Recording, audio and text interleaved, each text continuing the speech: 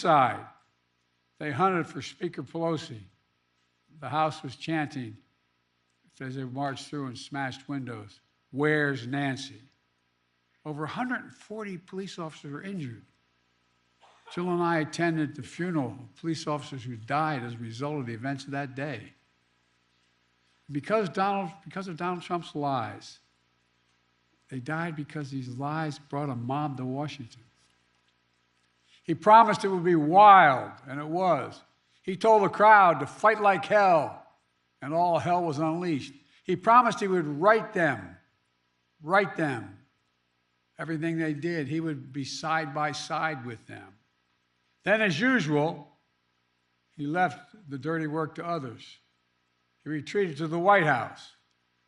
As America was attacked from within, Donald Trump watched on TV in a private small dining room off the Oval Office. The entire nation watched in horror. The whole world watched in disbelief. And Trump did nothing. Members of his staff, members of his family, Republican leaders who were under attack at that very moment pled with him. Act. Call off the mob. Imagine had he gone out and said, "Stop." And still, Trump did nothing. It was among the worst derelictions of duty by a president in American history. An attempt to overturn a free and fair election by force and violence. A record 81 million people voted for my candidacy and to end his presidency. Trump lost the popular vote by 7 million. Trump's claims about the 2020 election never could stand up in court. Trump lost 60 court cases, 60. Trump lost the Republican-controlled states. Trump lost before a Trump-appointed judge, and then judges. And Trump lost before the United States Supreme Court. All of it, he lost. Trump lost recount after recount after recount and state after state. But in desperation and weakness, Trump and his MAGA followers went after election officials who ensured your power as a citizen would be heard. These public servants had their lives forever upended by attacks and death threats for simply doing their jobs. In Atlanta, Georgia, a brave black mother and her daughter, Ruby Freeman and Shay Moss, were doing their jobs as election workers until Donald Trump and his MAGA followers targeted and threatened them, forcing them from their homes and unleashing racist vitriol on them. Trump's personal lawyer, Rudy Giuliani, who was just hit with a $148 million judgment for cruelty and defamation that he inflicted against them. Other state and local elected officials across the country faced similar personal attacks. In addition, Fox News agreed to pay a record $787 million for the lies they told about voter fraud. Let's be clear about the 2020 election. Trump exhausted every legal avenue available to him to overturn the election, every one. But the legal path just took Trump back to the truth, that I'd won the election and he was a loser.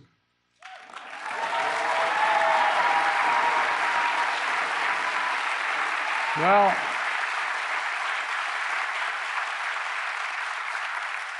so knowing how his mind works now, he had one act left, one desperate act available to him: the violence of January the 6th.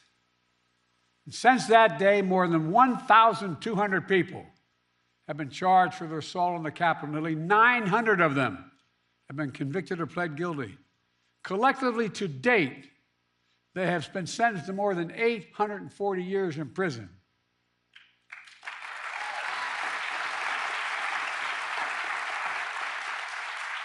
And what's Trump done? Instead of calling them criminals, he's called these insurrectionists patriots. They're patriots. And he promised to pardon them if he returns to office. Trump said that there was a lot of love on January the 6th. The rest of the nation, including law enforcement, saw a lot of hate and violence. One Capitol Police officer called it a medieval battle. That same officer was called vile racist names. He said he was more afraid in the capital of the United States of America, in the chambers, than when he was fighting as a soldier in the war in Iraq. He said he was more afraid inside the halls of Congress than fighting in the war in Iraq. In trying to rewrite the facts of January 6th, Trump is trying to steal history the same way he tried to steal the election. But we knew the truth because we saw it with our own eyes. This wasn't like a story being told. It was on television repeatedly. We saw it with our own eyes. Trump's mob wasn't a peaceful protest. It was a violent assault. They were insurrectionists, not patriots. They weren't there to uphold the Constitution. They were there to destroy the Constitution. Trump won't do what an American president must do. He refuses to denounce political violence. So hear me clearly. I'll say what Donald Trump won't. Political violence is never, ever acceptable in the United States political system. Never, never, never. It has no place in a democracy, none. You can't be pro-insurrectionist and pro-American. And yet Trump and his MAGA supporters not only embrace political violence, but they laugh about it. At his rally, he jokes about an intruder whipped up by the big Trump lie, taking a hammer to Paul Pelosi's skull and echoing the very same words used on January 6th. Where's Nancy? And he thinks that's funny. He laughed about it. What a sick... My God.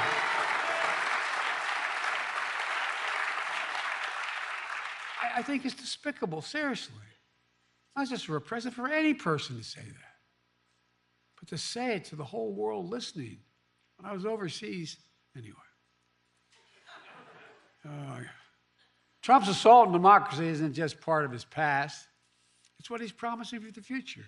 He's being straightforward. He's not hiding the ball. His first rally for the 2024 campaign opened with a choir of January 6th insurrectionists singing from prison on a cell phone, while images of the January 6th riot played on a big screen behind him at his rally. Can you believe that? This is like something out of a fairy tale, a bad fairy tale. Trump began his 2024 campaign by glorifying the failed violent insurrection on our Capitol. The guy who claims law and order sows lawlessness and disorder. Trump's not concerned about your future, I promise you. Trump is now promising a full-scale campaign of revenge and retribution, his words, for some years to come. They were his words, not mine.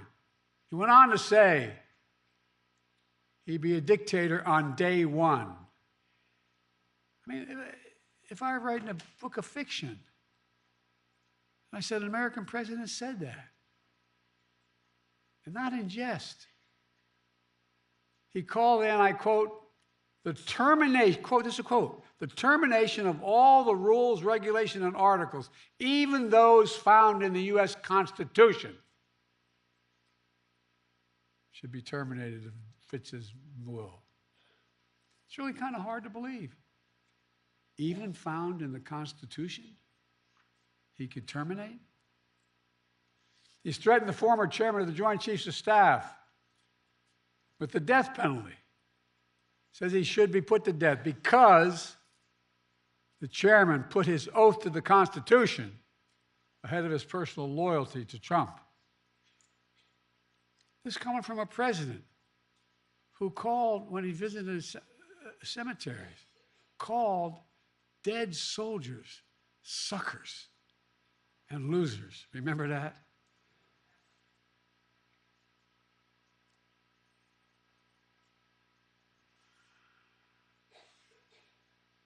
Sometimes I'm really happy. The Irish in me can't be seen. It was right around the time I was at Bo's grave, Tommy. How dare he? Who in God's name does he think he is? With former aides, Trump plans to invoke the Insurrection Act, which will allow him to deploy, which is not allowed to do in ordinary circumstances, allow him to deploy U.S. military forces on the streets of America. He said it. He calls those who oppose him vermin. He talks about the blood of America as being poisoned, echoing the same exact language used in Nazi Germany. He proudly posts on social media the words that best describe his 2024 campaign, quote, revenge, quote, power, and quote, dictatorship. There's no confusion about who Trump is, what he intends to do. I placed my hand on our family Bible, and I swore an oath on the very same steps of the Capitol, just 14 days after the attack on January the 6th. As I looked out over the capital city, whose streets were lined with National Guard to prevent another attack, I saw an American that had been pushed to the brink, America that had been pushed to the brink. But I felt enormous pride, not in winning, I felt enormous pride in America, because American democracy had been tested. American democracy had held together. And when Trump had seen weakness in our democracy and continued to talk about it, I saw strength, your strength. It's not hyperbole, your strength, your integrity, American strength and integrity. Ordinary citizens, state election officials, the American judicial system had put the Constitution first, and sometimes at their peril. At their peril. Because of them, because of you, the will of the people prevailed. Not the anger of the mob or the appetites of one man. When the attack on January 6th happened, there was no doubt about the truth. At the time, even Republican members of Congress and Fox News commentators publicly and privately condemned the attack. As one Republican senator said, Trump's behavior was embarrassing and humiliating for the country. But now that same senator and those same people have changed their tune.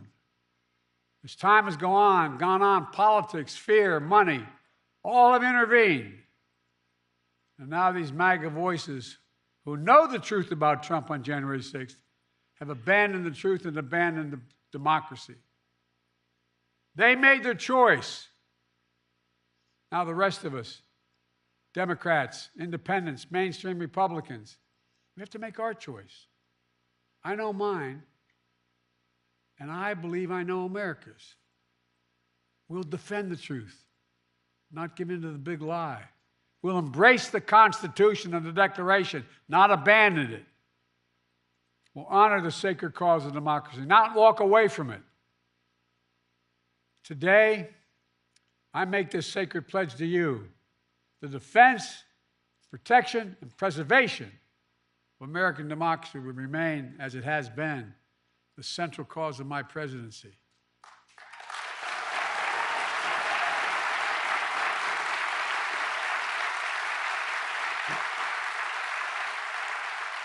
America, as we begin this election year, we must be clear. Democracy is on the ballot. Your freedom is on the ballot. Yes, we'll be voting on many issues. On the freedom to vote and have your vote counted. On the freedom of a choice. The freedom to have a fair shot. The freedom from fear. And we'll debate and disagree. Without democracy, no progress is possible. Think about it. The alternative to democracy is dictatorship. The rule of one, not the rule of we, the people. That's what the soldiers of Valley Forge understood. And so was me. We have to understand it as well. We've been blessed so long with a strong, stable democracy. It's easy to forget why so many before us risked their lives and strengthened democracy. What our lives would be without it. Democracy means having the freedom to speak your mind, to be who you are, to be who you want to be. Democracy is about being able to bring about peaceful change. Democracy is how we've opened the doors of opportunity wider and wider with each successive generation, notwithstanding our mistakes. But if democracy falls, we'll lose that freedom. We'll lose the power of we, the people, to shape our destiny. If you doubt me, look around the world. Travel with me as I meet with other heads of state throughout the world. Look at the authoritarian leaders and dictators Trump says he admires. He out loud says he admires. I won't go through them all. It'll take too long. Look, remember how he refers to what he calls love letter exchanges between he and the dictator of North Korea? Those women and men out there in the audience who ever fought for the American military, would you ever believe you'd hear a president say something like that?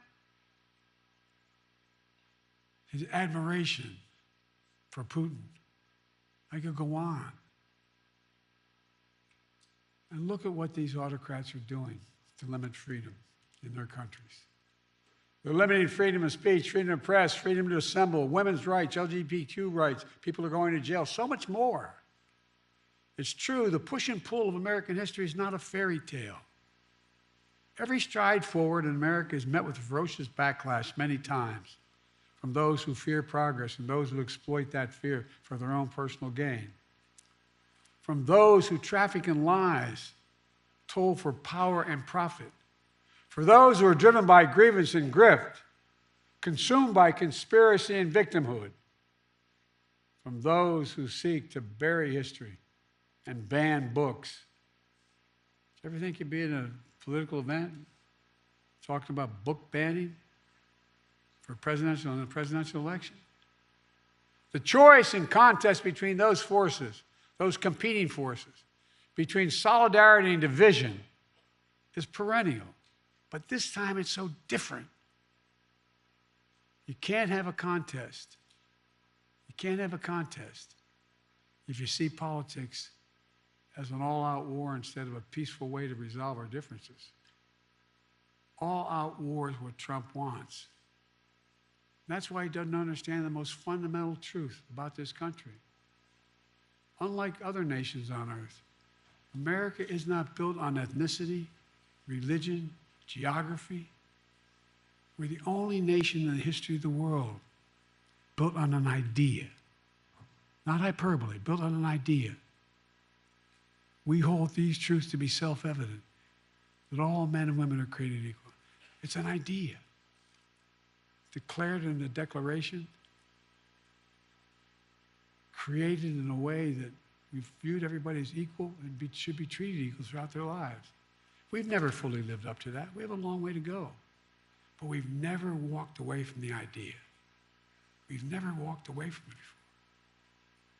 And I promise you, I will not let Donald Trump and the MAGA Republicans force us to walk away now.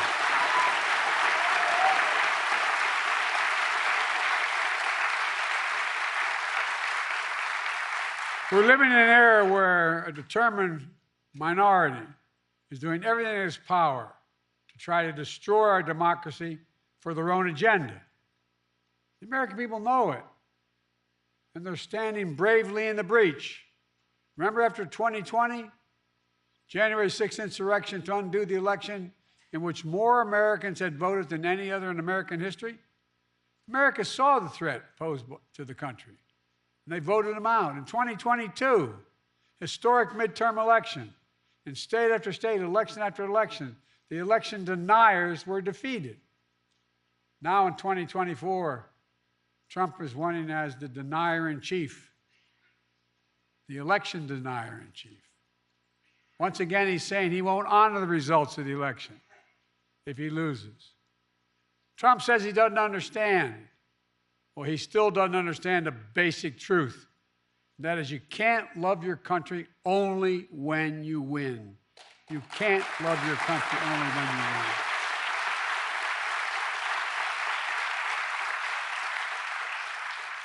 So I'll keep my commitment to be president for all of America, whether you voted for me or not. I've done it for the last 3 years, and I'll continue to do it. Together, we can keep proving that America is still a country that believes in decency, dignity, honesty, honor, truth. We still believe that no one, not even the president, is above the law. We still believe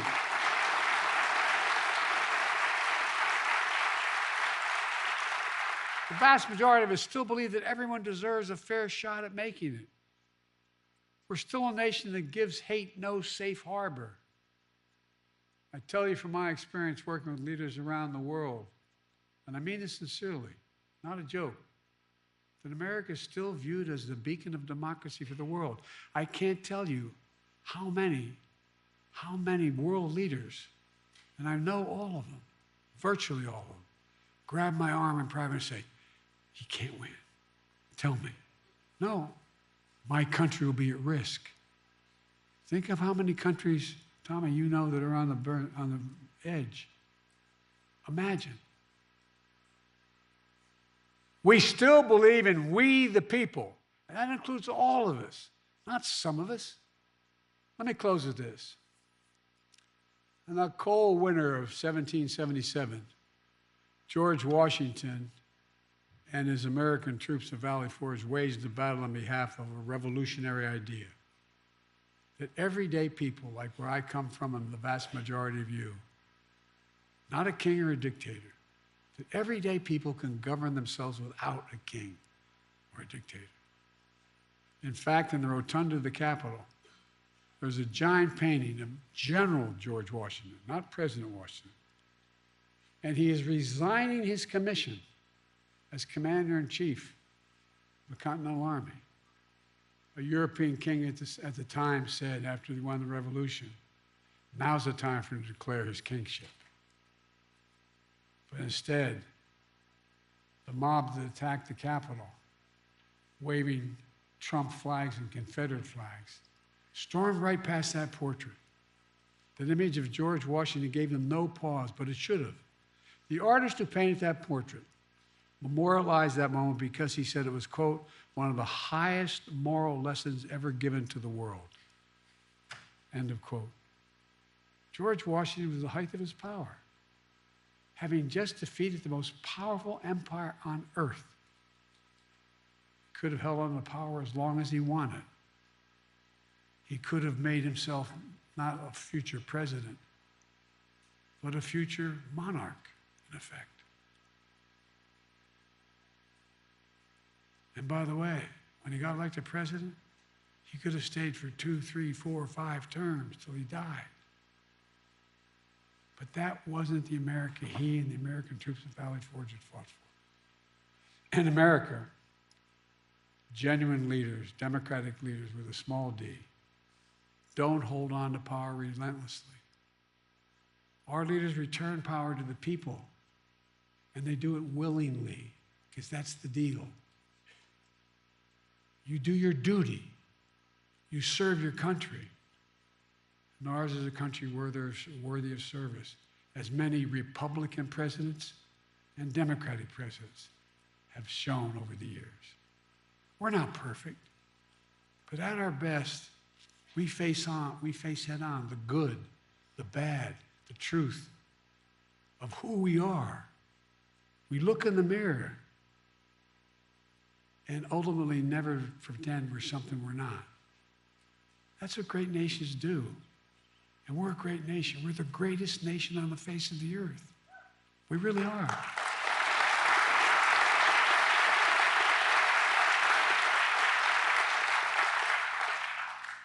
That's the America I see in our future. We get up.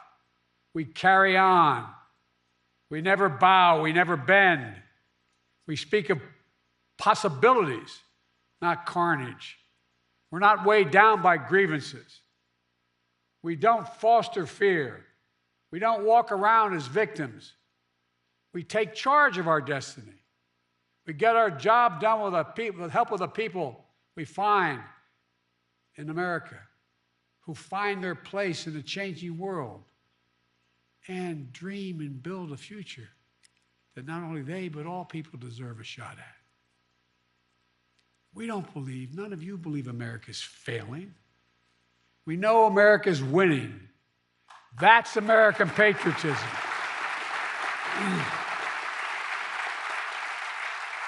It's not winning because of Joe Biden. It's winning. This is the first national election since January 6th. Insurrection placed a dagger at the throat of American democracy since that moment. We all know who Donald Trump is. The question we have to answer is, who are we? That's what's at stake. Who are we? In the year ahead, as you talk to your family and friends, cast your ballots. The power is in your hands. After all we've been through in our history, from independence to civil war to 2 world wars to a pandemic to insurrection, I refuse to believe that in 2024 we Americans will choose to walk away from what's made us the greatest nation in the history of the world. Freedom, liberty, democracy is still a sacred cause, and there's no country in the world better positioned to lead the world than America. That's why, I've said it many times, that's why I've never been more optimistic about our future, and I've been doing this a hell of a long time.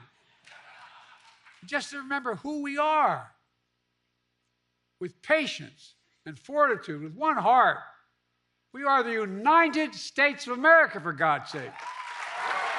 I mean it. There is nothing. I believe with every fiber there's nothing beyond our capacity if we act together and decently with one another. Nothing, nothing, nothing. I mean it. We're the only nation in the world that's come out of every crisis stronger than we went into that crisis. That was true yesterday. It is true today. And I guarantee you it will be true tomorrow. God bless you all, and may God protect our troops. Thank you. Thank you.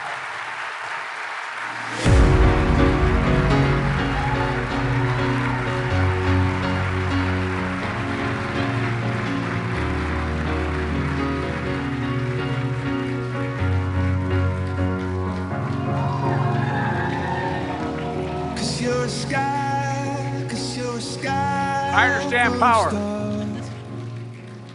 Thank you all so much. Thank you, thank you, thank you. 'Cause you're a sky full of stars.